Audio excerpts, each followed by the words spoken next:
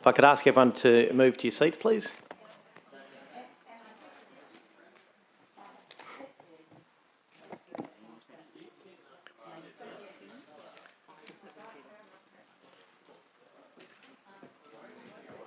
Thanks, councillors. If I can ask you all to take your seat, and those members of the gallery, if you can take your seat as well, please.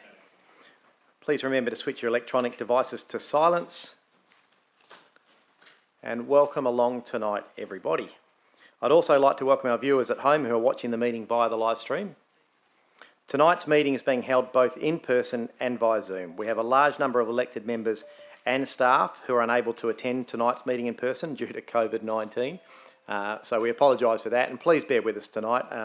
Be patient if there's any technical difficulties, and we may have to take some questions on notice if we don't have the resources here to answer tonight. Unfortunately, we're in the hands of COVID. If you wish to speak on an item, please raise your hand so that it can be clearly seen. And when it's time to vote on an item, please keep your hand raised until your vote has been confirmed. Now I ask you all if you could please be upstanding. Councillor Proud, can you please read out the opening prayer? Almighty God, we ask you to guide us in all our discussions, to show goodness, honesty, understanding and wisdom in all that we undertake to do. May we respect each other's views at all times, and we ask all this in your name. Amen. And Councillor Olo, could you please read out the acknowledgement of country? On behalf of councillors, we would like to acknowledge the traditional custodians of this land, the Whadjuk people of the Noongar Nation, on which this meeting is taking place, and show our respect for elders, past, present and emerging. Thank you. Take your seats, please. Without prior approval, any recording of the meeting is prohibited. No action should be taken on any resolution of council prior to written advice from the city being received. That brings us to item 1, which is the official opening. Ladies and gentlemen, I declare the council meeting of the 10th of May 2022 open at 6:31 p.m. Attendance and apologies. The Chief Executive Officer, Mr Stuart Jardine, and the Director of Community Development, Mr Mick Quirk, our apologies this evening. In person, obviously, are those that are here, and on Zoom we do have Councillor Andrea Criado, Councillor Felicity Farrelly, Councillor Joe Ferrante, Councillor Tony Christovich, Councillor Suzanne Migdal and Councillor Carlo Perkov. Approved leave of absence, I have nil. Disclosures of interest. Disclosures from the Community and Resource meeting and the Planning and Development Committee meeting can be found in the agenda of tonight's meeting and displayed on the screen behind me. For tonight's council meeting, Councillor Lisa Thornton disclosed an impartial interest in item 12.2 DS1 as she has previously taken an interest in and expressed views on the proposed development in this scheme area. This has included engaging with individuals and community groups with views on the prospect of development in this scheme area. Councillor Susan Migdal disclosed an impartial interest in item 12.2 PRS E7 as she is a current committee member. Councillor Felicity Farrelly disclosed an impartial interest in item 13.1, the elector motion 8, as she knows the electors who have moved and seconded this motion and has spoken with them of their concerns regarding the suburban roads in that area. Councillors, are there any other disclosures of interest this evening you wish to notify? Councillor Sandri? Oh, sorry. Yeah, Councillor. I'd like to put an impartiality for 12.2 PRSE 7, as I'm also a committee member. Thank you. Do we get that? Any other councillors indicating?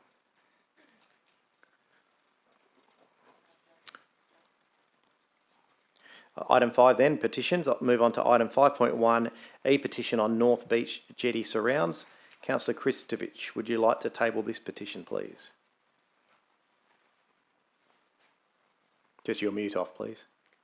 That's it. Yeah, I actually haven't got it in front of me, Mr. Mayor. But I think it's there in the council chambers. Have we got the petition here? Is that what it... Have you got it on your agenda report there? Oh yeah, I have here. Yeah, sorry, yep. Sorry. The following e-petition containing 158 verified signatures has been received by the city. We, the undersigned, do respectively request that the council, 1, provide sitting benches on land to the east side of the jetty. 2, improve drainage from shower and water facilities leading to the jetty. 3, correct the poor surface of turnaround area to the east of the jetty. 4, reinstate the stairs to the lower level. These were blocked off when the change rooms were demolished. And the following council resolution, this petition will be forwarded to the Engineering Service. So the recommendation, I support that recommendation and lodge the petition. Thank you. The council receives the petition tabled at the council meeting Tuesday, 10th of May, and petitioners refer to the Chief Executive Officer for the appropriate action. Thank you, Councillor. Councillor Ree, I believe you also have a petition. Yes, thank you. A petition with regard to 75 verified signatures with regard to a childcare is it up there? No. Childcare premises proposed at 19 to 21 League Street, Woodlands. We, the undersigned, do respectfully request that the council refuse this application as those undersigned object for the following reasons. I won't read the whole lot, I'll just read the titles. Sure. The amenity and the safety for ratepayers and residents who live in close proximity, the setbacks, access, egress, visual amenity, privacy, streetscape, pedestrian and car safety and significant noise issues which are already in that location and which will be increased. Thirdly, the good planning and amenity of the existing area is being compromised and it doesn't meet the acceptable outcomes as listed in Volume 2 of the State Planning Policy 7.3. 4, the site coverage and building height. It's a large plot ratio which is too big for the site. Overshadowing to adjacent existing residents which would affect solar panels and the health and well-being of the users, specifically those in Willow Road. Traffic. Pearson Street, League Street, Scarborough Beach Road are already congested and the main distributor road for local schools, businesses, etc. This is already dangerous with lots of accidents. Parking and parking bays with 25 car parking bays proposed on site, of which 21 are for staff, no visitors bays, and this would predominantly be utilised at the same time, causing more congestions and accidents on League Street. The cumulative impacts arising from the physical design, car parking, traffic, noise together are such that the proposed development is not suited to what might reasonably be able to be accommodated and therefore is incompatible in its context as per WASAT 63, and there's already a childcare centre up the street and several within 1 kilometre. Thank you. Thank you. And councillors, are there any unverified petitions you'd like to present this evening? No indication. In that case, can I please have a mover and a seconder to accept those? Move Councillor Sandry, seconder Councillor Hatton. If I can have a show of hands, councillors. Thank you. That's unanimous. Item 6, responses to previous questions from members of the public taken on notice. And all those responses can be found in the agenda, in the minutes of that meeting that were published. Item 7, public question time. We've received some questions for tonight's meeting. So I will also note we have received several questions on e-scooters. Those people, quite a few of them have indicated they will not be attending this evening. They can be assured that today we did circulate all of those questions with responses to councillors, so all councillors have seen them prior to a decision on that this evening, and they will appear in the minutes of this meeting as well. I'll move on to those that are present. Joanne Sammer. And if you'd like to come forward and just first up, if you turn the microphone on, and then you can leave it on for everyone else, just on the bottom right-hand corner. That's it. And just your name and suburb is all we need, and then your questions, please. Joanne Samer, Waterman's Bay. And I'd just like to start by thanking those councillors who've responded to my emails over the last couple of months about this issue. And I've slightly modified my first written question to the council. So my first question is, when will a curfew on the use of the Neuron e-scooters be implemented? They are already in place in many Neuron locations around the world.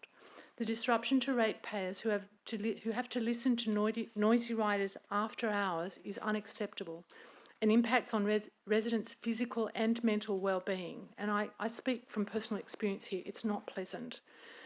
Given that there has been no consultation with the community and the community are now asking for this, surely this is sufficient for the council to pay attention and make the urgent necessary changes rather than wait till the end of the trial, because so many of us are really being impacted negatively about this. The various data and feedback from Neuron about how they are trying to effect change fails to address the main issue, noise. Noise cannot be measured by the app, Noise cannot be addressed if there is no one there to report it other than the community. The impact of the noise on the health and well-being of ratepayers cannot be measured as such. The introduction of this trial seems to have stepped over the important issues of health and safety, and the implementation of a curfew is one small, logical and sensible measure that can be taken to minimise further harm now, immediately. And I'm hoping that the discussion around that might be able to be brought forward this evening. Thank you. And that item is on the agenda this evening, and there obviously is a notice of motion on the table to Thank you. implement a curfew.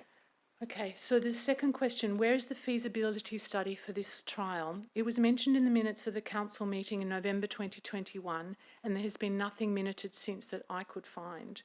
This trial started before consultation and safety issues were addressed. Dual use has not been addressed, and those who usually walk the streets, especially the LD and more frail ratepayers, now have to literally move out of the way of the e-scooters and all the other traffic on the footpath. Use of the footpaths along the coast increases year on, and yet the council has just decided to impose even more traffic without regard for safety and congestion. And I'd just like to offer that if there is community consultation, I would be more than happy to be part of that process with the council. Thank you, and I can tell you, obviously, at the council meeting back in December, there was information presented to council prior to the trial, and the aim of the trial is to inform that decision making. Going forward, there is planned discussion with affected community especially, and that'll form part of an amended motion, I believe, that'll come up this evening. Thank you. And my final question, who is going to pay for compensation when a pedestrian is injured by a scooter and its rider? Currently, Neuron only covers the riders, and I have been in direct consultation with them about that, and not those that the riders of the scooters may injure. Insurance companies are well known for making claims long-winded and extremely stressful, and I can speak to and vouch for that as a doctor who has to constantly deal with insurance companies. It is not a straightforward process. The council has nothing in place to manage these concerns, and yet there is already one person who has sustained an injury from a rider on a scooter that is costing them a lot of money for their medical expenses. I put to you, this is only the beginning of a trial where this issue has not been thought through at all by the City of Stirling, and where more claims are inevitable. And so I really want that on the table for you to consider. If someone gets injured by this trial and it's not covered by Neuron, then what? And thank you for that question. Look, Neuron is covered for all insurances, including third parties. While it's not covered on the Road Track app, they do have all appropriate insurances. We acknowledge, though, that's part of the trial, and we need to ascertain the risk to the community as this trial goes forward and we get the information and the data from Neuron. And the reality is, I think this council will deal with, the bigger issue. I think the Neuron scooters probably aren't the major issue here. It is the private ones that are travelling at much greater speeds. At least there are controls in place for these. But we'll certainly take all those on board. Lynn Nowak. Name and suburb, please. Lynn Nowak, Karen Up. Good evening, everybody. Good evening on Zoom. Okay. Same bugbear. I'd like to know, on behalf of a great number of residents around the Karen Up Shopping Centre, what methods of traffic calming has the council considered for the local roads around the shopping centre, that is, Davenport Street, Burrows Road and Francis Avenue? Thank you. I don't know how we're going to go with this tonight. Are you able, Mr. Rodich? We might try to give you a bit of a response, but this might be one of those ones we have to get you a detailed response in writing. I think this might be one that we need to have a meeting about. Through you, Mr. Mayor, Ms. Nowak, I can provide an answer from our manager of infrastructure services. A number of road and intersection upgrades were implemented as part of the redevelopment of the shopping centre to assist in improving accessibility. However, traffic calming treatments are generally only considered when there is a need to address high vehicle speeds. The most recent traffic surveys for the roads abutting the shopping centre have shown that travel speeds are within acceptable parameters, and mid-block traffic calming treatments have not been considered at this stage. But look, I'm more than happy to arrange a meeting for you with either the Director of Infrastructure or the Manager of Infrastructure. Yes. Happy to be involved in that meeting. Excellent. Tomorrow afternoon's good.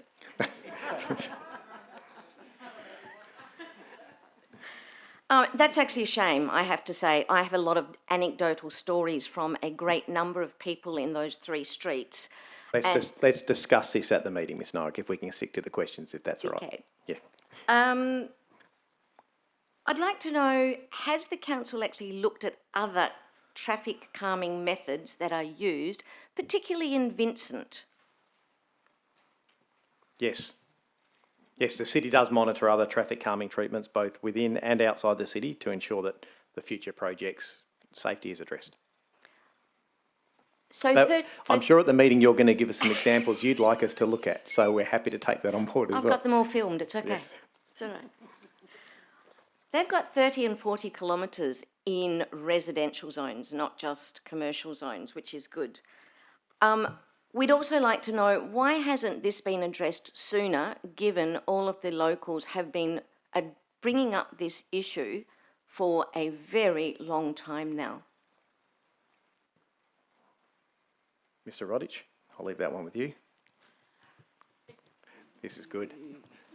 Thanks, Mr Mayor. Ms Noack, the implementation of traffic calming treatments can be considered at the appropriate stage in the future, and the type of treatments will be determined based on specific issues that need to be addressed. I'll take it and I'll just arrange a meeting. Thank you. Thank you. And Andrew Freon.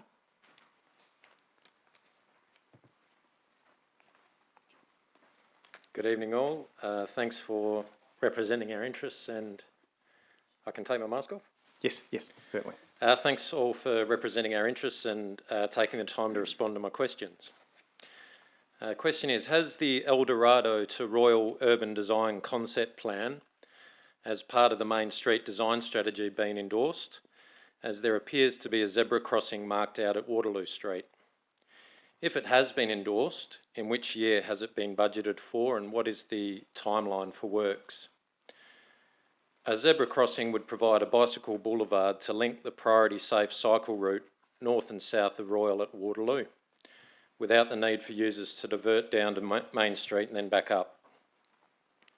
The residents south of Royal Street cannot safely cross to Robinson Oval with children, prams or bicycles due to the refuge islands in the middle of the 4 lanes being too narrow to accommodate anything other than game pedestrians.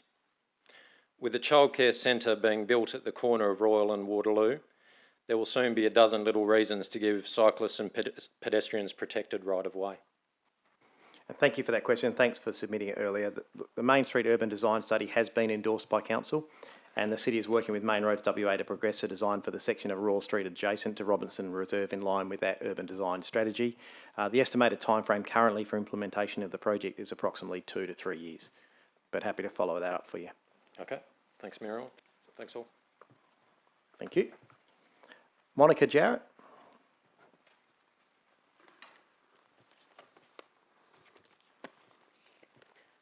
Hello, Monica Jarrett from Karrinyup. I did have a question on e-scooters, but Joanne was pretty well covered all mine, but I do have further questions on e-scooter, and that is, can we please ask the city to restrict e-scooters around retirement villages and aged care facilities, and that their parking is also is restricted in those areas. Most retirement villages have aged cares attached to them, and often witnessing speeds well in excess of 10 k's that is permitted on our local footpaths. They are silent, and older community members have no warning of their approach. There have been a number of frightening near misses. The scooters are frequently abandoned on our footpaths, and my husband and I are regularly moving them off the footpath so that those using walking frames and electric wheelchairs can get past safely. It would be preferable that the city actually restrict their use around all aged care and retirement villages, and I think there's about 20 in the Karrinyup area. And these residents should be safe from any injury. And finally, why should residents have to put up with them being parked on the front of their private residence? They are an eyesore. Thank you very much for that question. I would suggest that not take away the aged care. The private residents you see them in front of are probably the people who've taken them home. That's why they're there. Certainly any of that can be done. And what we'll do is we'll certainly link your details up with our officers And I think you'll see there is an amended motion coming from especially the coastal ward councillors this evening, and that can be worked into that to have a look at that as an option for the trial. That'd be great, thank you.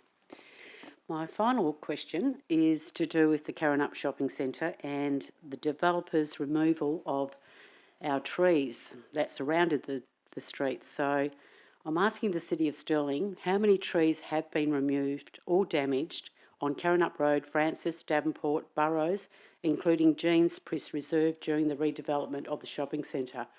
And how many more are likely to be damaged or removed with the construction of the apartment buildings and viewing towers?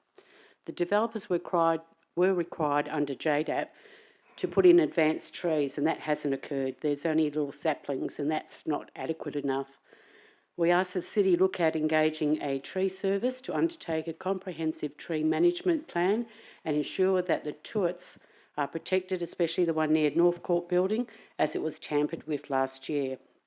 We asked that the complete comparison audit of the trees that did exist prior to the commencement of the development and what it is now.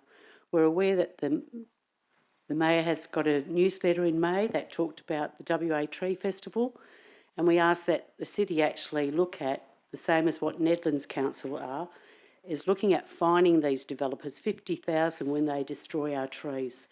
It's to do with our environment. It's to do with what we should instill. Those trees are important to the residents of Karrinyup, and we want to see them back. Yes, and happy to get you all of that information in writing and the detail around that. Thank you. Leonie Carol Viana.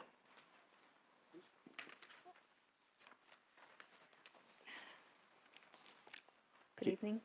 And if you don't mind taking your mask off just when you ask the questions, that would help just to hear. I do mind, but it's all right. I'll survive. Thanks. Good evening, Mr. Mayor and councillors. And just your name and suburb then. Leonie in Hammersley. I did have some questions relating to something coming up later this evening, but I'm going to hold off on those. I just had one question. Could the city arrange e-scooter events to educate e-scooter users on the safe and conscientious use of the scooters in the community? Yes, and they have been running already, so there have been a number of those. We are certainly committed to work with Neuron to try to provide education around them as much as possible as well. Yep. By the way, I have an e-scooter. I've had one since about 2018, and I, used in the right way, they are fun as long as you stay safe with everyone else. Just another question in regards to the loss of trees along the freeway, particularly the mature Marri trees. Aware that the main roads are currently removing trees all along the freeway. I believe they're putting in a cycleway, probably an e-scooter pathway as well. Is there any chance of just retaining some of those mature Marri trees? Does the path have to be that straight and aligned? Great question. Look, most of the people in this room probably drew and past that stretch at the moment. I think it's a culmination of several things. It's not only the new freeway interchange and Stevenson Avenue project, but it also links up with that new PSP along that area and also Karrinyup Road underpass. So there's about 3 major projects going on. Very significant tree loss. We've been working with those departments trying to get them to acknowledge the tree loss and work on it. There doesn't seem to be that, to be quite honest. The city is aware that when we do major projects like the first stage of Stevenson Ave, there was tree loss there, and it's as was brought up earlier, it's never nice to take them down, but we did have a commitment to replace our trees that we took out at a 5-to-1 ratio and start that planting 2 years prior to the project to try to offset it. Acknowledging again that they still won't reach canopy for a number of years, but decades. Yeah, we're happy. Yeah, we're happy to take that on board and continue to liaise with them. Because it does actually go all the way up to, I think, Ocean Reef, so even into City of Joondalup itself as well. Yeah. Yeah. So that was it. I'll save my questions for next week. Thank you. Thank you. And given that we've passed the time for public question time, I will rule to extend public question time as we only have a handful left. So we'll continue on and invite Mr. Roland Hadley to come forward.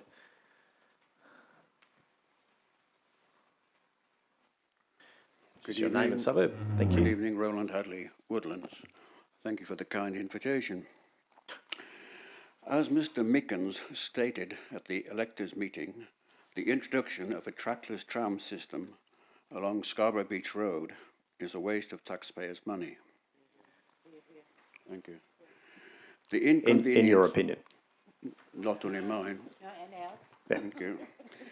The inconvenience of construction, tram stops, stroke platforms, the widening of the road, the disruption for traffic, cost of tram units can easily be bypassed with the provision of electric buses. With roughly 350,000 already paid to the SMEC Consulting, how long does it take to produce a report? Good question, Mr. Hadley. That's exactly the money that is being spent.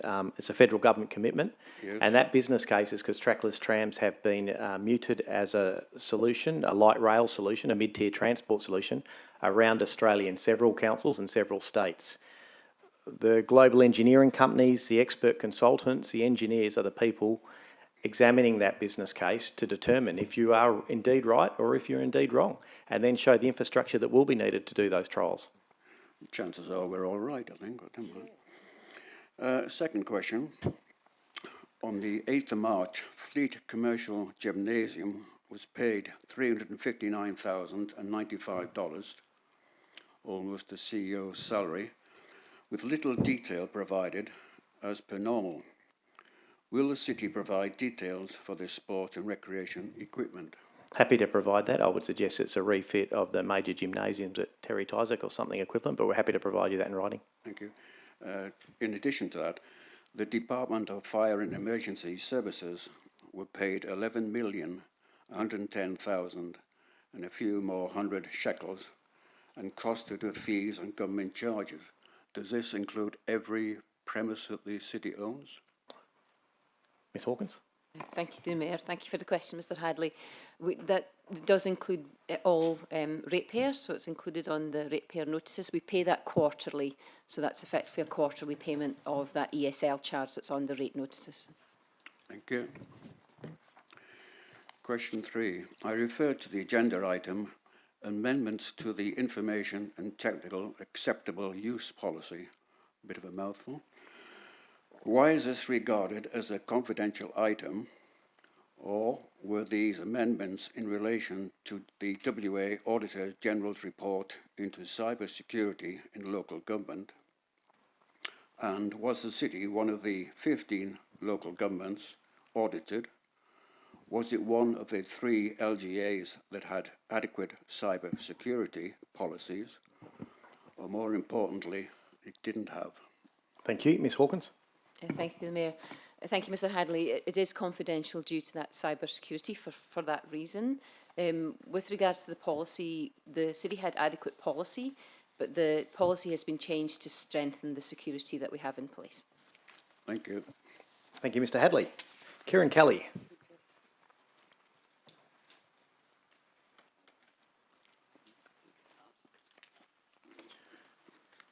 Kieran Kelly, Scarborough.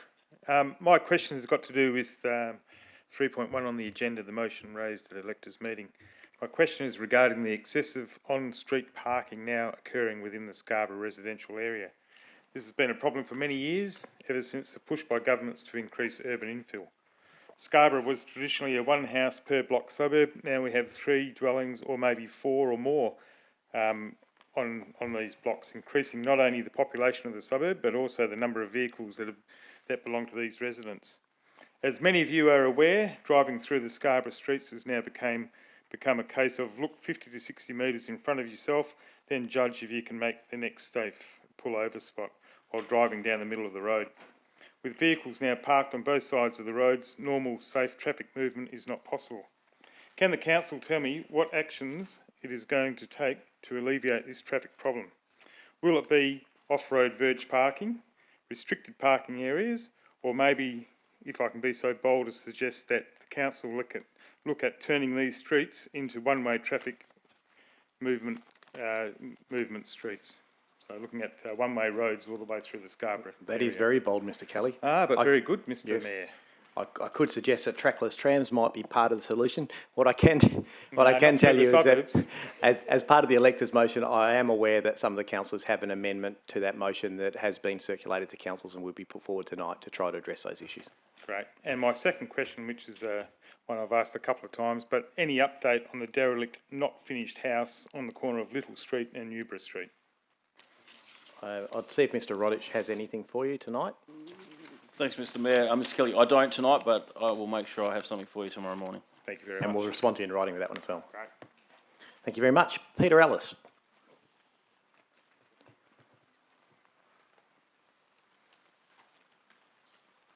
Mr Ellis.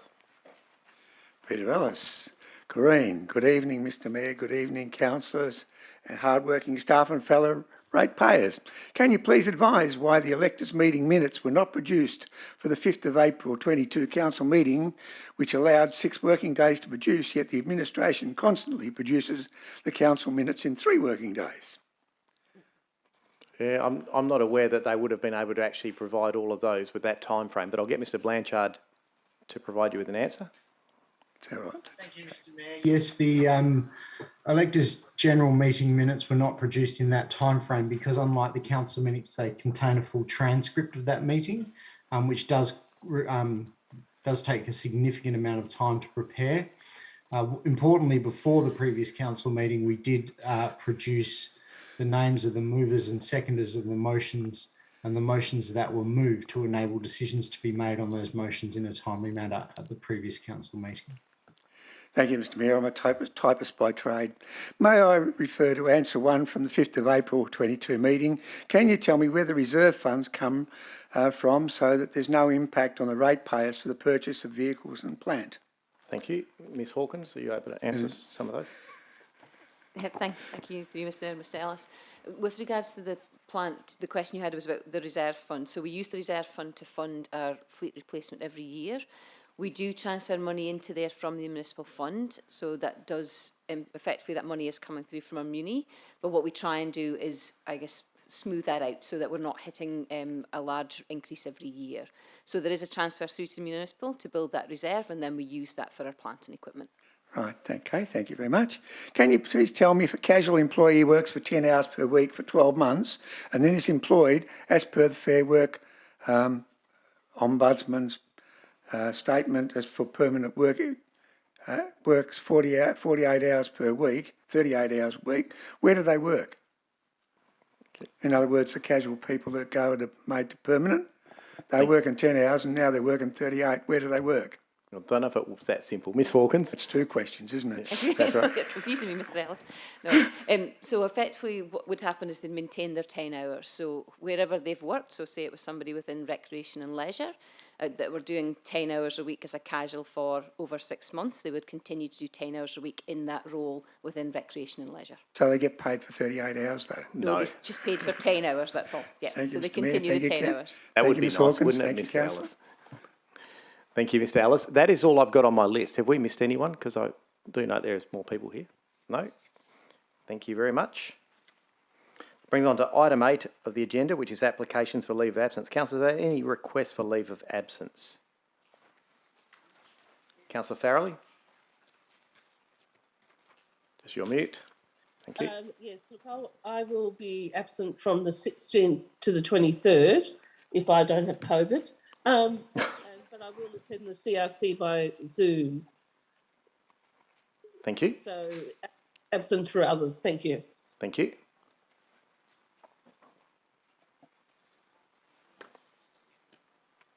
And any other indication? I'll get a mover and a seconder for that then, please. Move Councillor Rees, seconder Councillor Olo. All those in favour? That is you, Councillor Migdal. Are you?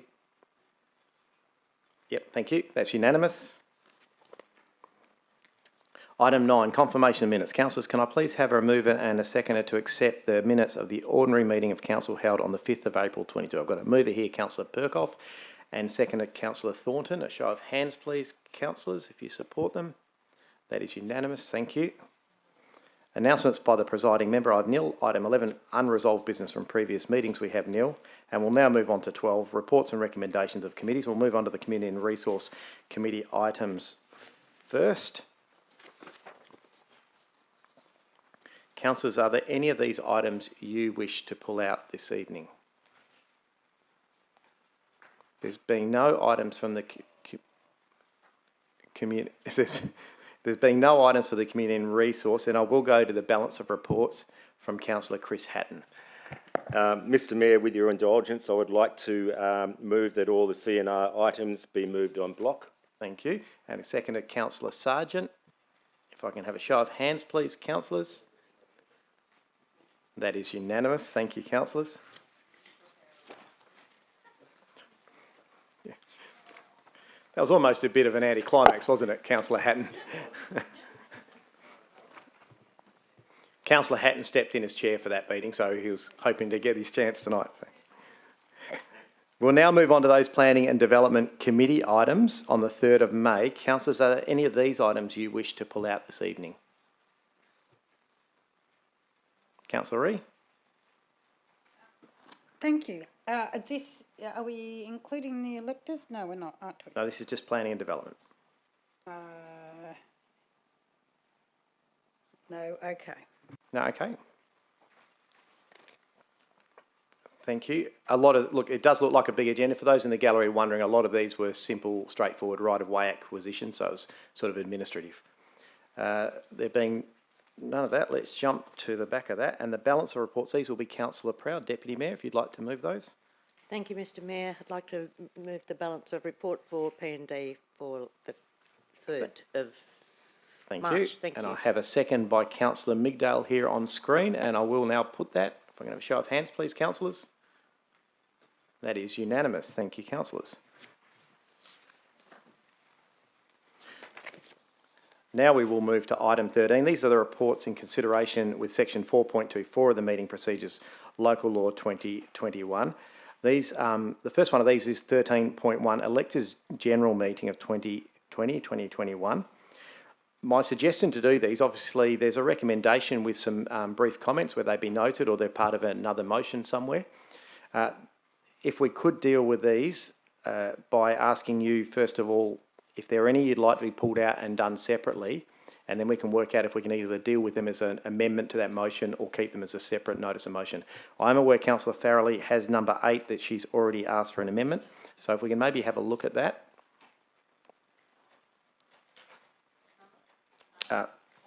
Number 8. Okay. Yeah, if you could read that out, Councillor, yes. Sorry, thank you. The report number 8 is regarding the parking in areas around the coastal ward. So that a report be presented to council providing an overview of on-road parking in the built-up areas of Scarborough, Treek, Carrinup Shopping Precinct and along West Coast Drive, including options on what short, medium and long-term measures can be taken to improve the access on these roads, enabling free-flowing traffic to be possible. Thank you. Thank you, Councillor. So I'm happy to add that one in and we just deal with it as part of the substantive before we get a motion. So we'll just put that as a number 3. Is there anyone else who'd like to bring one out and put something onto that? No, any of them. So this is dealing with all of those electors' motion. This is a time, because rather than deal with each one separately, if we just pull them out and if you've got something you'd like to add in, then we can. Councillor Sandri?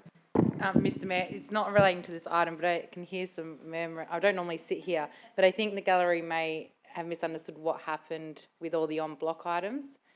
I don't know if they want to listen to the remainder of this item. In terms of CRC and planning development, that it was the substantive motions that were passed by council. Yes. Okay. I'll give some clarification in a sec. No, that's okay. So if there's no other ones that need to be pulled out, you would like to pull one out? Okay. Let's go. Okay. I would like to pull You're out... being very timid tonight. I wasn't used to that. Kind of. You told me not to raise anything, and I did considered not. that, but I've decided that I'm using my democratic right to do so on behalf of the ratepayers. On page 270, motion 2, that the City of Stirling reinstate the Heritage Advisory Group. While I don't know, we're talking on it. What are we doing here?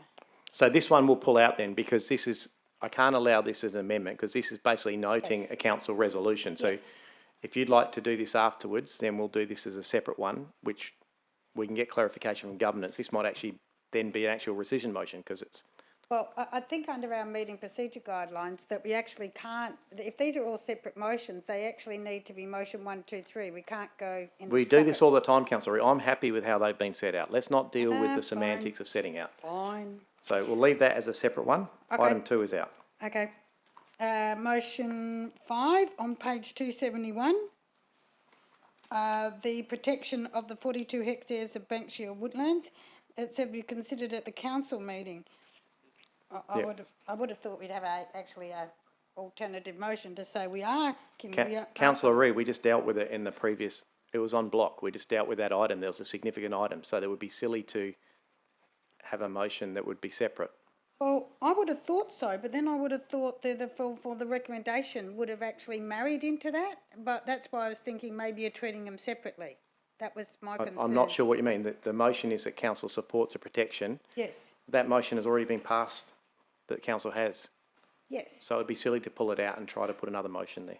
What I'm saying is if somebody read it that didn't realise it, then the recommendation should be parallel to that. That's just the way it's written. That's why I maybe misinterpreted that because it's somewhere else we're not, but therefore this should say it. Point of order, Mr Mayor. That's the way I would have read it. The recommendation specifically states that Council notes Selector Motion 5 that the item will be considered by Council at this meeting. Thank you, Councillor. And I'm quite happy. I thought it was quite clear, and it has been. The people that I know. Anyway, page 6, which also said regarding that, consider it at number 6 when it reviews the report, which is fine. But would that not be the recommendation then? So it's got on 10th of May, Council will consider a report regarding... Sorry, which motion are you referring to now? Motion 6. So therefore the recommendation would it be that the council will consider this when it reviews the report? Okay. I'm sorry if I think you've misinterpreted just the way people read it as well. Sure, but I think it's quite clear. The council notes this motion by the elector and the item is considered by this meeting. Yeah. And it has been considered by this meeting. And so they will get a report. Yeah. Okay. Just clarifying, just making sure everybody's happy. Page 281. Number 15, it says in there that the land 82, the lots 82, 83, this is another one when it reviews this report. So that's the interpretation there as well? Yes. Okay. There's a significant agenda item that went through the committee process. Yes. Yes. Okay. Item 16 is that the actual motion is council affirms its commitment to the retention of the name Sterling. The motion from the committee, which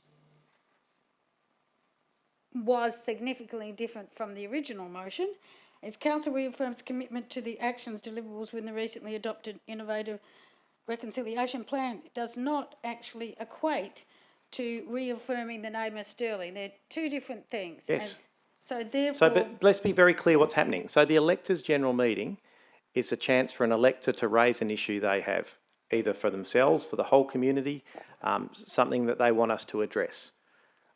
They're non-binding motions by electors that are then presented to this council with a brief overview, and officer provides factual comment. The factual comment on this is that this has been dealt with by this council several times in the last year, and these are the facts around it. The officers can't make up something and make up a motion and support a motion that isn't a fact. If you would like to pull this out and replace that motion as a separate notice of motion, you can do that. But the fact is that it's been dealt with this council, and that's what it's reaffirming. That's why it's written like that. It's quite clear. Well, I'll pull it out because, in my opinion, it's not clear, along with the other several other people, that one, the action plan is different. No, don't debate it now. We're pulling it out, and you can do it afterwards. Thank you. That's all right. Yep. That's right. So what we'll do now is, noting that item 2 and 16 are pulled out separately,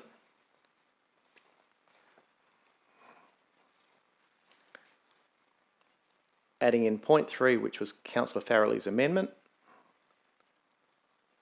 I'll ask for a mover of those.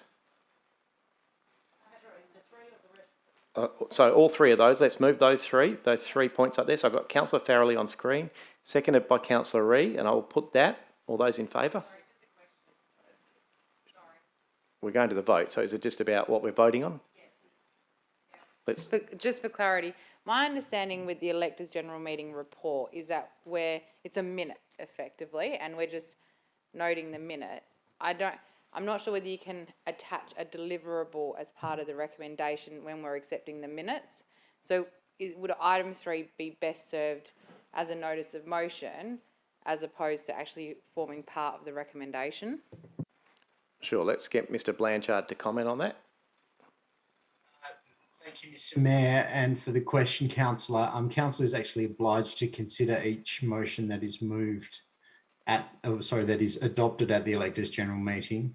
Once that has been considered, Council has the full discretion to make whatever decision it wishes to in relation to those motions. So there is nothing preventing item 3 being moved. Yeah. So, and it effectively does that. It effectively puts it as a notice of motion. Would you like them to be put separately, or are you happy to? Let's put them separately. So let's vote on these. So let's do number 1 and 2. I think we can probably do together. I'm happy to do them together because it's just procedural going through it. So if we can put those, moved Councillor Farrelly, seconded Councillor Ree, I think it was. All those in favour, please. That is unanimous. Thank you, councillors. And number 3, that a report be presented to council providing an overview on road. So that's moved Councillor Farrelly, seconded Councillor Ree, and we'll put that one as a separate item. All those in favour? And 4, we have Councillor Ree, Councillor Olo, Councillor Thornton, myself, Councillor Farrelly, Councillor Perkov, Councillor Criado,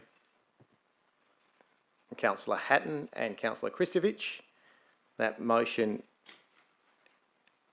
is carried. We'll now move on to motion 2 from the electors meeting. Councillor Ree, you wishes to pull this one out. Have you got an alternative motion? Just the alternative motion that council reviews and reconsiders the advantage of a heritage advisory group and bring that back to council. So let me seek clarification on this. Mr Blanchard, this has been to council several times, as we all know, and there's a council decision on this that it disbands the heritage. Is the wording of this okay, or does it have to be that council rescinds its previous motion to disband the heritage? Thank you, Mr Mayor. Now, as the decision to disband the Heritage Advisory Group has been implemented, it cannot be rescinded. It is open to council to reconsider that and convene a new Heritage Advisory Group. Perhaps the best wording for the recommendation is that a report be presented to council to review and consider the convening of a new Heritage Advisory Group. Thank you. And is there a seconder for this motion that Councillor Ree has put forward? Councillor Farrelly. Is there anyone opposed? Councillor Sandri. Councillor Ree, would you like to speak to it? I think that when we look at heritage buildings, I mean, unfortunately, I don't have any. I'd like some, but I don't.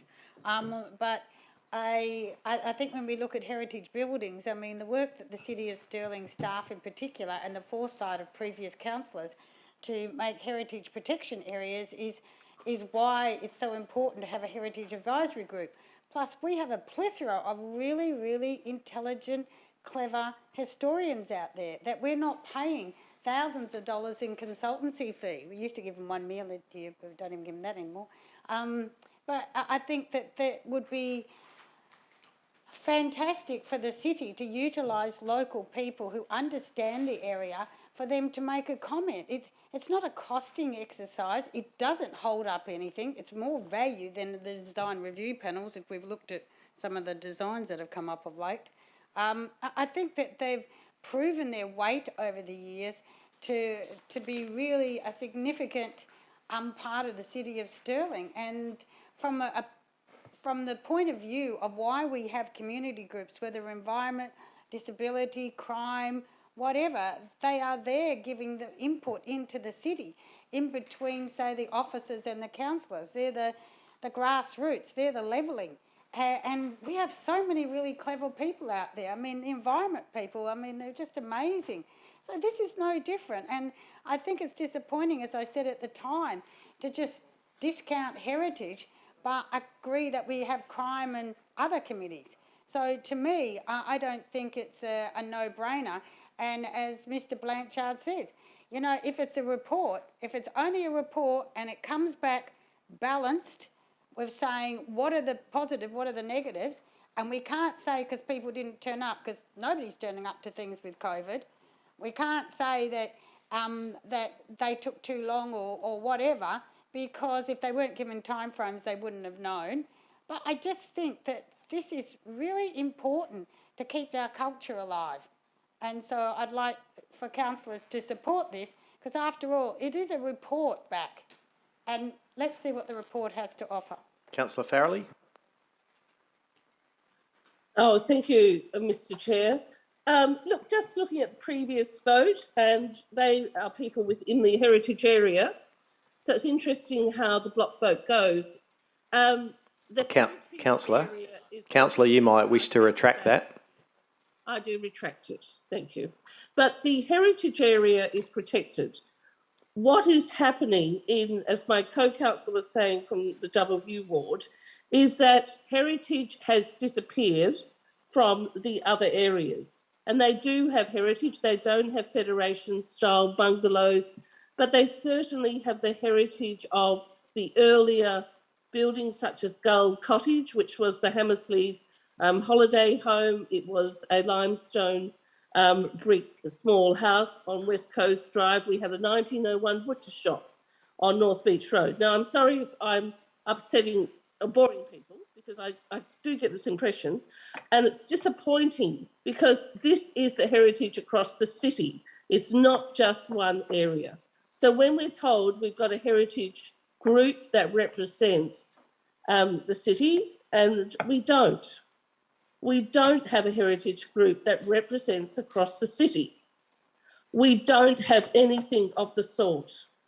And we need to do that, because we are the largest city in the Perth metropolitan region, and we are at the moment allowing all of those buildings that do have some heritage attachment.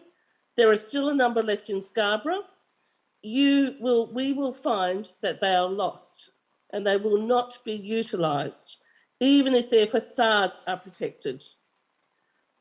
And that's what we need to consider. So stop forgetting about the rest of us and get on and support it, please. Thank you. Thank you. Councillor Sandra, you're opposed? Yes, thank you, Mr. Mayor. Look, I've been on council now for 4 or so years, and I think we literally consider this item, if not once, but twice every year, and the same recommendation is put to us by the officers. They can't get the community members engaged enough to be on the committee. They have tried all different ways in order to facilitate it. There has never been an actual report that's been presented to council in my time that references the Heritage Advisory Group or adds any value to any of those reports. The bottom line is this: we have resources. We provide resources through the budget to review our HPA areas and applications. There is in-house expertise. There is the DRP, but it goes beyond the heritage protection areas, because we're very fortunate. We have the Mount Lawley Historical Society, who is a very strong resident-led group that deals with heritage in those areas, and they are consulted with on policy changes and DAs as required. So the HPA areas are in safe hands with or without the advisory group. The point that Councillor Farrelly brought up in terms of everybody else in the city, well, we have a heritage list. We've been going through that process for the last 2 years. Anyone can nominate any property, as far as I'm aware. So they can nominate any property. It goes through a validation process with the consultants. It then comes to council to endorse that list. So there is a fact-checking by Heritage Architects, there's a fact-checking by our consultants. There's actually input by the community, whether they're electing their own house or another building in order to be on a heritage list. Look, we have so many good subcommittees: the sustainability, the emergency, the Disabled Subcommittee and our Crime and Prevention Committee, and they work really well and they provide us really great feedback. But unfortunately, this one just hasn't seemed to work no matter which way you dice it. And I really do believe it's because we already have such strong groups in our community that represent heritage and that we consult with, that there's no need to duplicate that process. We also now have the Mount Flora Museum, which focuses on heritage in the city, and we're gathering all the information through there. There's also an outpost at the Inglewood Library. So in reality, I'm not sure what another report on this is going to achieve, because we've already dealt with this. And to be honest, through budget processes, we always talk about how many staff are in the city, and the more times we ask them to write a report and the same thing just takes up staff time. Thank you, Councillor. Councillor Migdale's indicated. Oops, thanks, Mr Mayor. Thank you, Councillor Sandri, for saying everything that I would have said. I'd like to foreshadow the officer's recommendation, please. Thank you, Councillor. Is there any other councillor who'd like to speak on this item? If not, Councillor Ree, a close. I think it's interesting that the Heritage Advisory Committee actually established probably about 30 years ago. I think Troy Pickard was part of that, Troy and a couple of other people, Terry Tyzek and that. They got it up for that reason. It's funny that probably about 30 years ago, it only stopped 4 years ago. I don't know whether that was consistent with the changing councillors. Point of order, it wasn't 4 years ago, it was last year. Thank you. Thank you, Councillor. I will It's just true. put up that it was only suggested 4 years ago. I think the comments made by Councillor Sandri that since she's been here 4 years that she didn't see that was... Councillor, why don't you stick to the topic and keep out of trouble? I'm just saying that I have to make a comment back to clarify it. I think that the people that are on Mount Lawley Society are excellent, and they're also the people, some of them, are also the people on the advisory committee. It's them that are saying that we should have it. It's odd that the ward councillors wouldn't sit there and agree to have Councillor, it. I think... Point of clarification, I don't believe anyone from the Mount Lawley Society was on the committee. Barry was on the committee. Councillor Ree, why don't you not get personal with this? This isn't about Inglewood. I think your seconder for this motion made it very clear it wasn't about one ward. So let's keep it specific. Debate has happened, as has been mentioned in debate tonight several times from this council with reports. What you're asking councillors now to do is support you to get a review. So I suggest you don't make it personal. Let's go. I just Close. thought the other comments were personal. But anyway, I think that because it was going for so long, it was actually going really well. Not sure what happened in the last couple of years other than COVID, as I mentioned. That may have changed it. I don't think any of them died. But I do know a lot of them have said to me they're really interested. They don't know why they get it. The Mount Lawley Society said the same thing. So I'm only providing the feedback. I'm only the conduit to what people there. I was on the Heritage Advisory Committee right at the beginning when I came on, because I always believe in heritage and history. So, you know, I'm mixed. I was why, and the report that was written last time didn't really answer the questions. So I asked councillors, you know, to have a look at this. And there is something, yes, we're going away from COVID. And if the reports are there, it's no different from a report going to council as it would do to the advisory group. So it shouldn't be any extra work. So I think for, you know, to ensure our heritage and viability going forward, I think it's important. I'm not quite sure why people would be not wanting to have good people sit down together.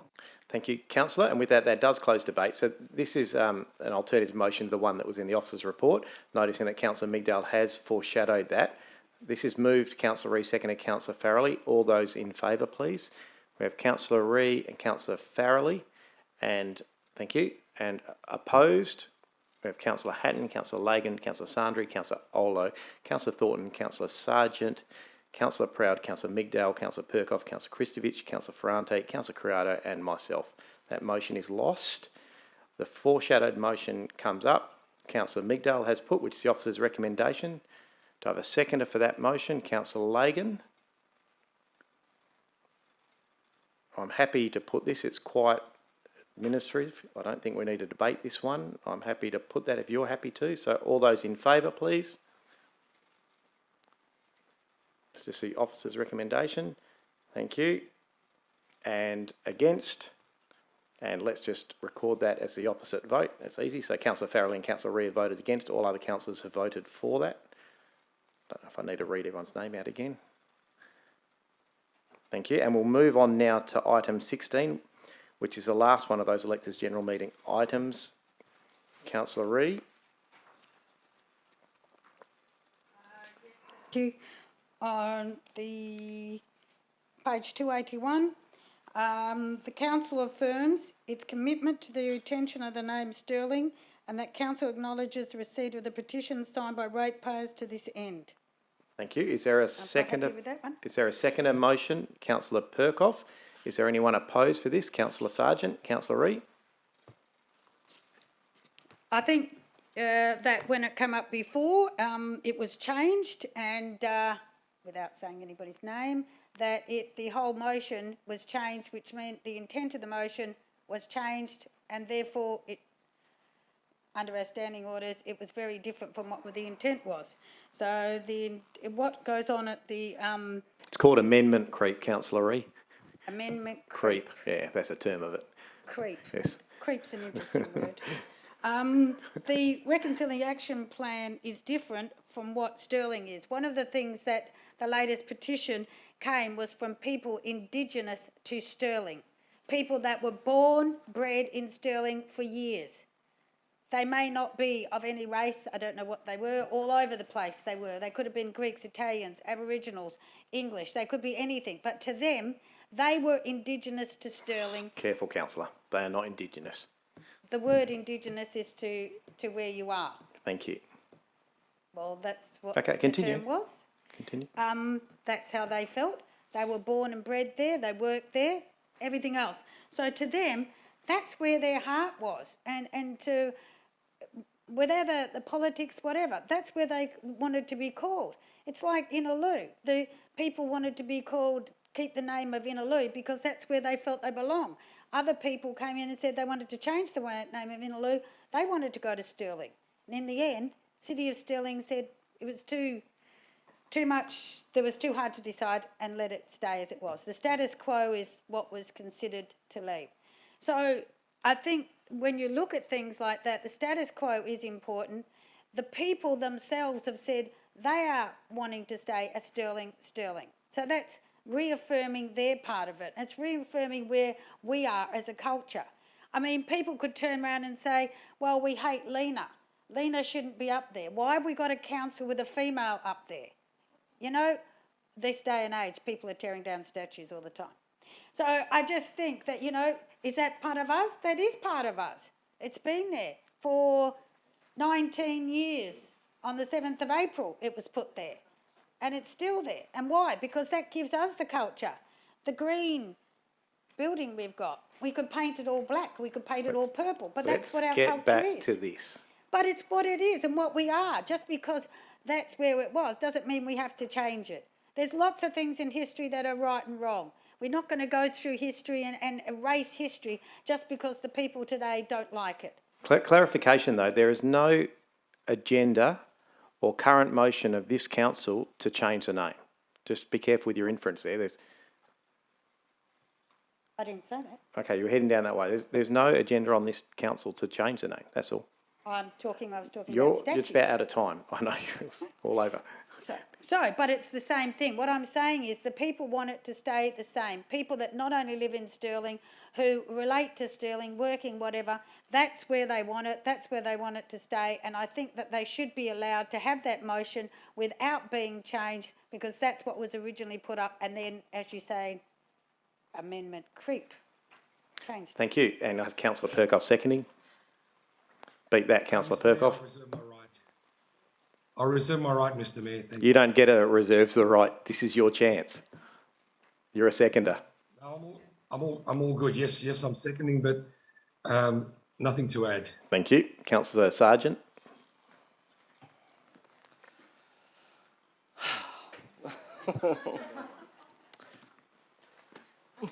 No. Okay, thank you, Mr. Mayor. I listened quite intently to the previous motion where Councillor Ree simply stated, keeping culture alive. And that can be definitely put into this subject. What is keeping culture alive? Councillor Ree's statements and motion to this and her debate was all about 200 years worth of culture. But let's forget about the culture that's tens and thousands of years. A point of order, Mr Mayor. I think that some of those comments are derogatory and pointed it to me, and it's making it very personal, which is the comment you made earlier. Councillor Ree, there's nothing personal about that. It was making a statement about, you entered it. I'm no judge here, and when Councillor Ree, take a seat. 50,000 years ago. Councillor Ree, you mentioned that new migrants to the city were Indigenous, and Councillor Sargent's just going back against that. I think he's quite entitled to. Thank you, Mr Mayor. Can I continue? Yes.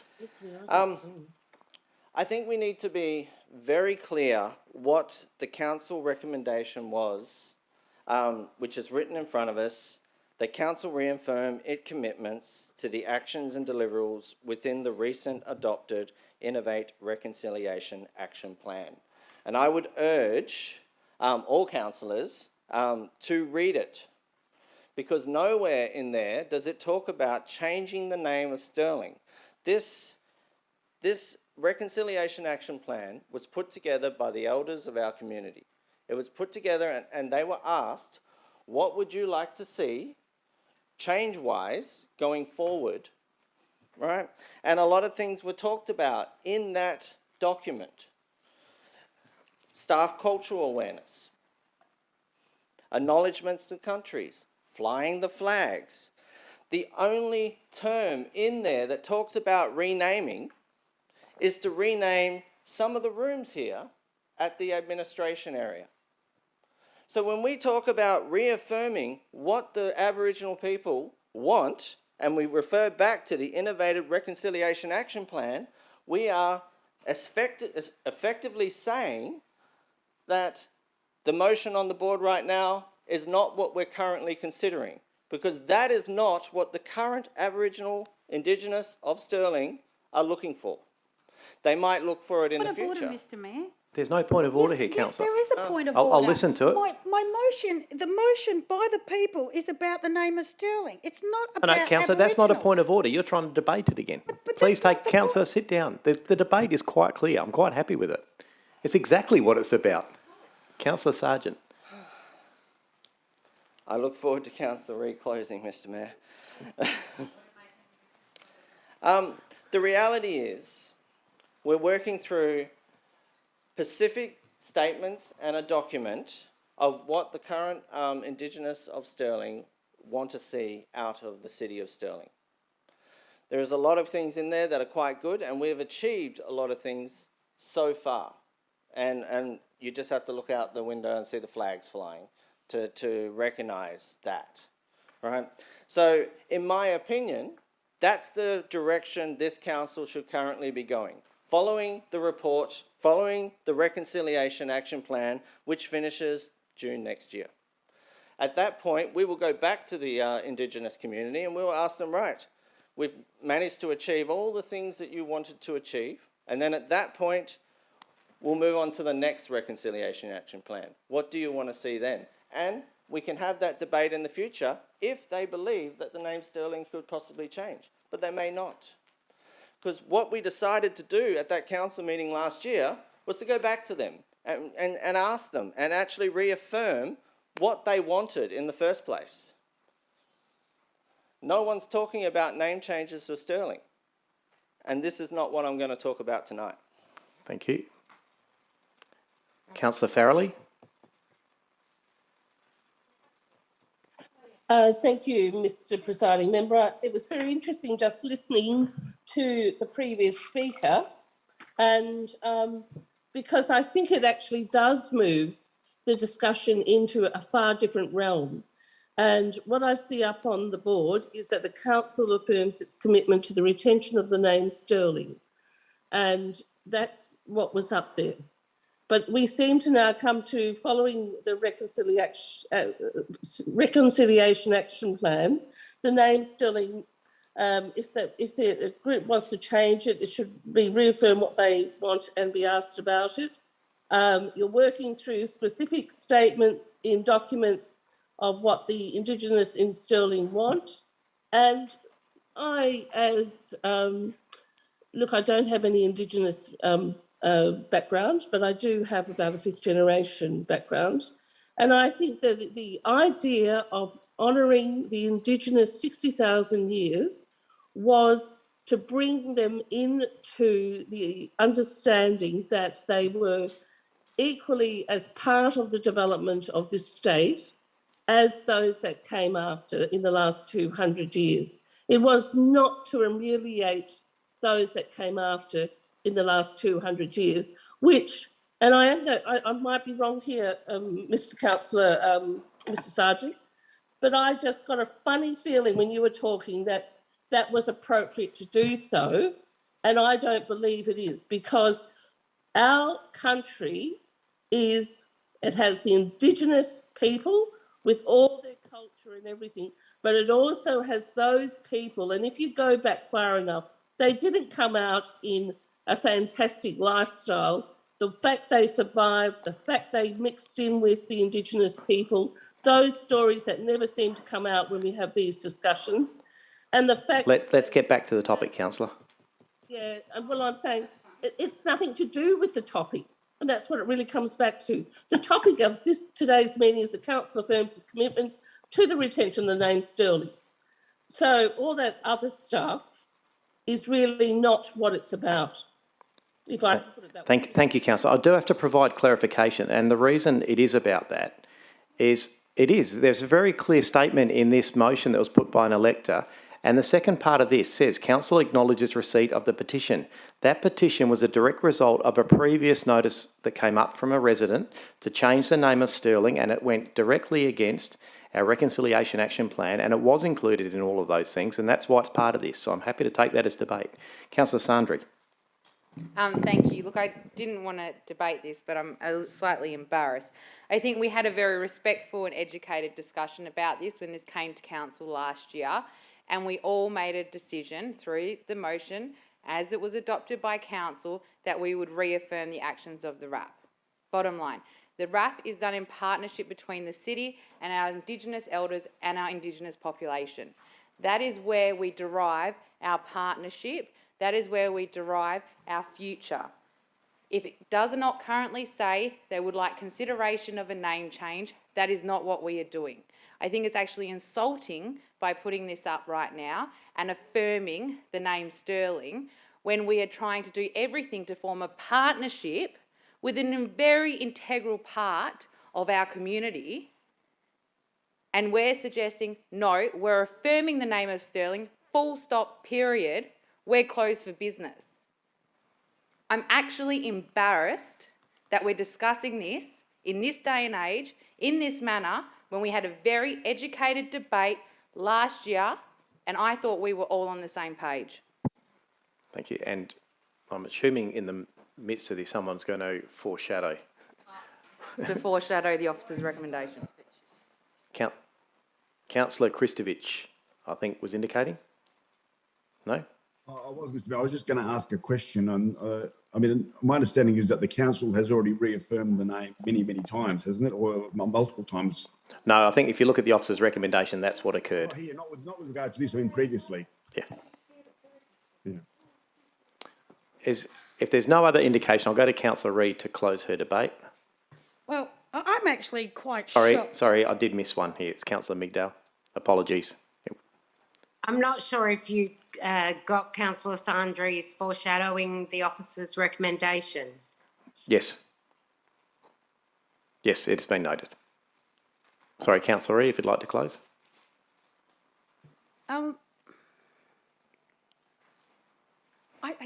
Sometimes I just get confused how things get legs. It's very strange. I'm very concerned about the misinterpretation. I'm actually really, really embarrassed for all those people that signed a petition just to keep their name in their place.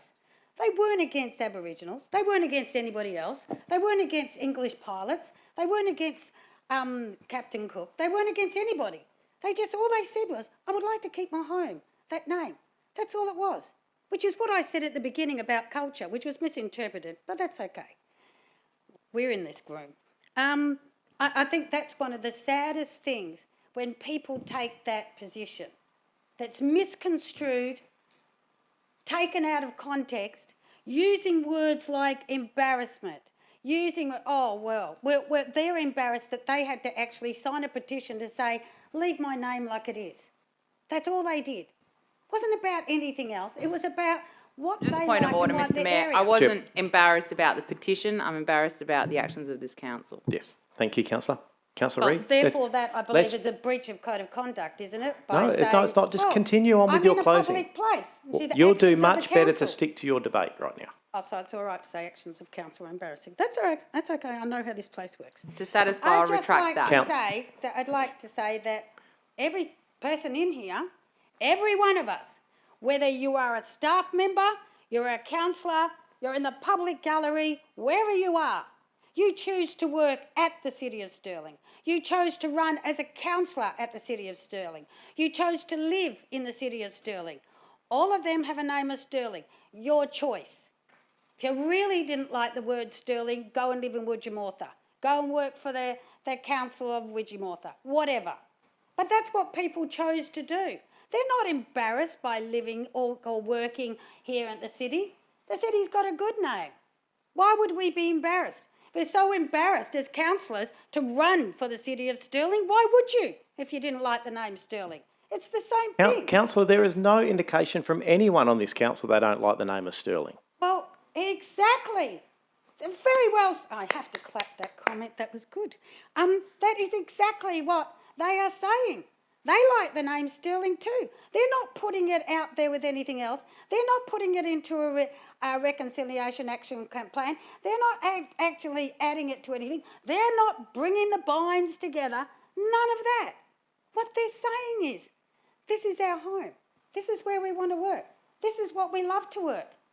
Respect us, because you're embarrassing us by not listening to us. That's what they're saying. This is what around the table. I'm proud to say I was born in the City of Stirling. I've lived in the City of Stirling virtually my whole life. I'm a City of Stirling councillor. I'm proud to say that. 30 seconds, Councillor. If people aren't proud to say that, then maybe they shouldn't be here. Maybe that's where the issue is. And that's where I think we should come back to. And it's got nothing to do with the other. It's strictly the name, keeping it Stirling. That's what people want, and that's what they wanted respected.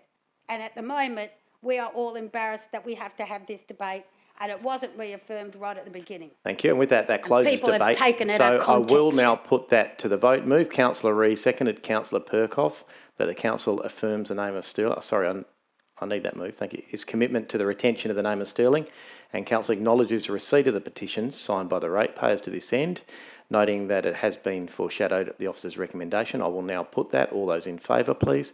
We have Councillor Reid, Councillor Olo, Councillor Farrelly and Councillor Perkoff.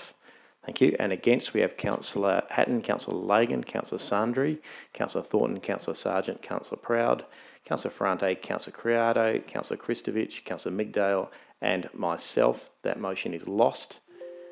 The foreshadowed motion moved Councillor Sandri, the officer's recommendation, seconded Councillor Sargent, I'm assuming. Thank you.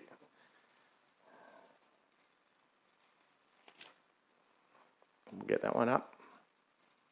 And I will now put that motion. All those in favour, we have Councillor Hatton, Councillor Lagan, Councillor Sandri, Councillor Thornton, Councillor Sargent, Councillor Proud, Councillor Ferrante, Councillor Kristovich, Councillor Criado and Councillor Migdale and myself. And against, we have Councillor Reid, Councillor Olo, Councillor Farrelly and Councillor Perkoff. That motion is carried. Thank you, councillors. We'll now move on to item 13.2, Council Meeting June 2022, change of date. Do I have a mover of a motion, please, councillors? Move Councillor Lagan. Is there a seconder? Move Councillor Hatton. Is there anyone opposed to this? Thank you. I will put that. All those in favour, please. Thank you, councillors. That is unanimous. Item 13.3, Council submission on the statutory review of the Food Act 2008. Do I have a mover of a motion, please, councillors? Councillor Reid.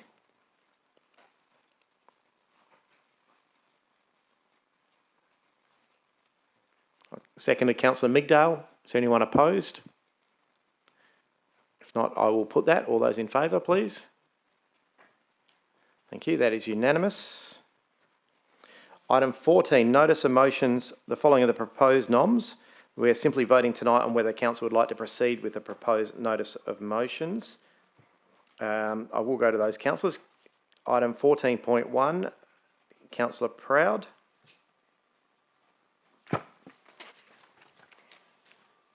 That a report be prepared to council on a proposal to provide natural shade to the administration centre front forecourt and review associated landscaping for consideration in the 22-23 budget deliberations.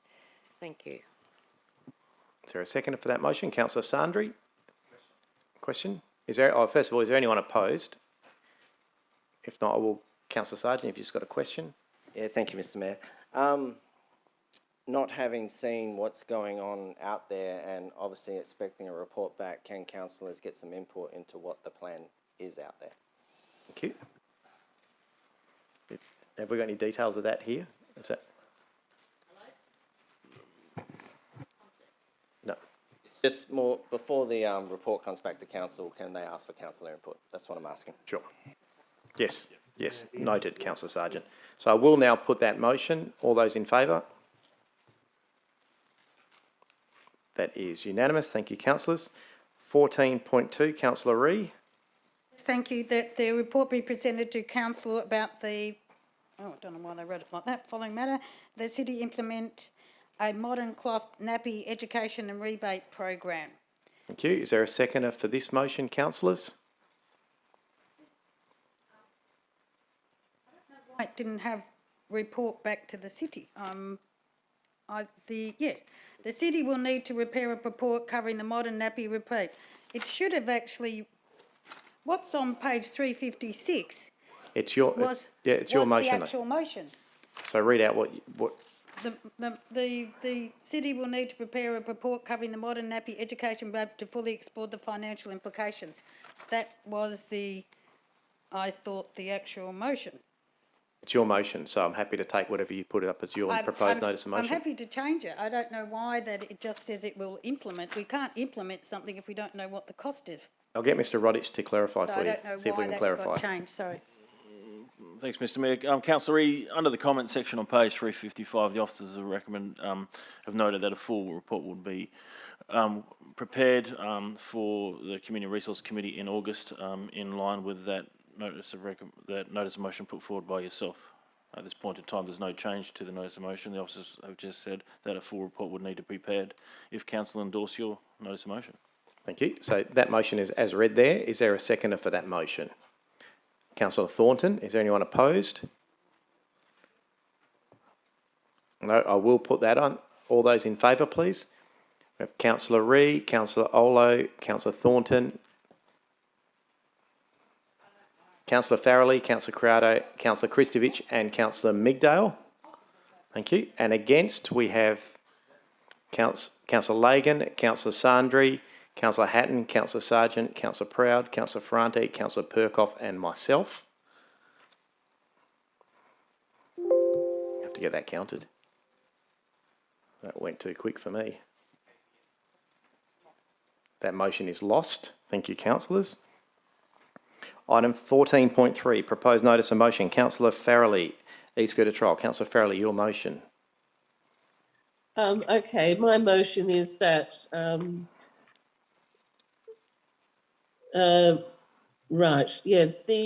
proposed notice of motion, East Girder Trial amendment, that the city work with Neuron and affected community representatives to identify problem areas where health, safety and wellbeing concerns are prevalent by implementing nighttime curfews, slower speed restrictions in certain areas. That a quantitative, and I'd like to put qualitative as well, because some of it is noise, which is more... Just add it in. Which is qualitative. Analyses be completed highlighting the benefits or issues associated with the introduction of the restrictions to inform the outcomes of the trial and report to council. Thank you. And seconded, Councillor Kristovich. Thank you. Is there anyone opposed to this? If not, I will put that. All those in favour? Thank you, councillors. That is unanimous. Item 14.4, proposed notice of motion. Councillor Tony Kristovich. It's that a report be presented to council providing an overview of pedestrian safety along West Coast Drive, including options on what short, medium and long-term measures can be taken to improve pedestrian safety. Thank you. And a seconder for that motion? Councillor Farrelly. Is there anyone opposed? Yeah, happy to take the question. Sorry, just quickly. There was the motion put previously by Councillor Farrelly regarding traffic and short, medium, long term. I know that's relating to traffic, but I assume it's coming from the same directorate. If it can be amalgamated. I would think this is very different though, but certainly I'm sure that the officers, so that's about on-street parking. This is very much about that whole coastal precinct and crossing West Coast Drive. Oh, okay. Yep. Thank you. Okay, I will put that. All those in favour? Thank you, councillors. That is unanimous. 14.5, Councillor Kristovich. That a report be presented to council providing an overview on all the currently closed beach access paths, stairs along the coastal strip, noting the following. A, when was each path stair closed? B, why was the path stair closed? Giving specific details of the event and damage caused. C, when will the path stair be opened again? Giving indicative dates. And D, what is the cost of repairing each of the paths stairs? Thank you, councillor. Is there a seconder for that motion? Councillor Farrelly. Is there anyone opposed? If not, I will put that. All those in favour? Thank you. That's unanimous, councillors. Item 14.6, Councillor Kristovich. That a report be presented to council providing an overview of the recent antisocial behaviour issues within the Scarborough Beach Entertainment Precinct, the effectiveness of preventative measures implemented by the City and WA Police, and what further actions are required to ensure it remains a safe place for the community, including, but not limited to, consideration of a permanent police post. Thank you, councillor. Is there a seconder for that motion? Councillor Farrelly. Is anyone opposed? A question? Just a quick. Is there any reason why this has to be a report and not a workshop with councillors? The only reason why I say that is there's a crime prevention committee, and a lot of this gets discussed there, which could actually be relayed in a workshop and then a report from It's a good point. And so, and Councillor Kristovich, whilst the intent is there, a lot of these motions normally are reserved for council when there's a decision-making process around them. Would you be happy to change this so that a workshop be presented to council or be presented with council with the same outcomes? Or a briefing? Well, I'm not sure how that will get the permanent police post issue consideration happening, but look, I did discuss it with the director in terms of the motion, and he was very happy to go with this particular motion, but I'm happy to do that if that's what council would like to do. I think you'd find it'd be better, and it'll still have the same outcomes, but it means that the questions and we can get the right people to present to you.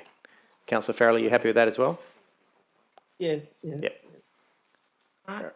Sorry. Councillor Migdale, a question?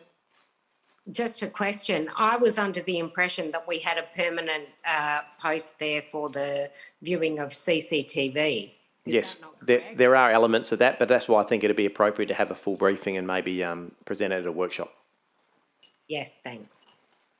I'm happy with that. Yep, so if there's no one opposed to this, I will put that. All those in favour, councillors? That's all right. And that is unanimous. Thank you, councillors. We'll now move on to item 15, questions by members of which due notice has been given. I have nil, and I have nil for new business of an urgent nature. Matters behind closed doors. We have none. I was just reading through the big list there. So, we do? We do. I don't think we do. No. Sorry, I've got notes here going through all that, so I'm trying to read and think at the same time. So there are none to be pulled out, so there's no reason to go behind closed doors. So we'll now go to item 18, which is closure. I declare the meeting now closed at 7:57 p.m. Thank you, councillors, for your patience tonight and your attendance. Good night to those councillors at home on Zoom, and good night to those viewers at home, and thank you to those members of the gallery who've attended this evening.